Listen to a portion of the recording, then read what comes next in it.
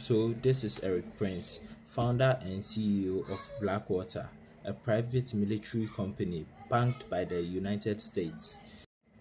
They received $2 billion in funding from the United States.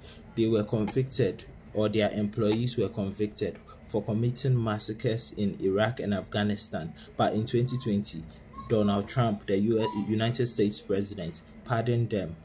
I want you to listen to this video, then I'll continue with what I have to say. All this talk of illegal migration in Europe, in the United States, it ultimately comes down to a contest of what is governance. Who is governed? Which countries are governed well? And if so many of these countries around the world are incapable of governing themselves, then it's time for us to just put the imperial hat back on to say, we're going to govern those countries if you're incapable of governing yourselves, because enough is enough. We're done being invaded. Because our own national security risk is at stake. Exactly. National security interests are at stake. You can say that about pretty much all of Africa. They're incapable of governing themselves and benefiting their citizens because the governments there are all about looting and pillaging and lining their pockets and going shopping in Paris instead of actually making their country better. People on the left are going to watch this. They're going to say, wait a minute, Eric Prince is talking about being a colonialist again. Absolutely. Yes. Enough.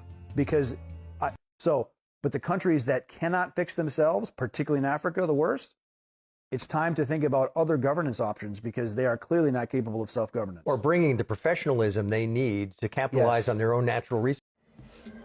And you listen to that interaction. You heard Africa about 4 or 5 times in that interaction. Did you hear what this guy said?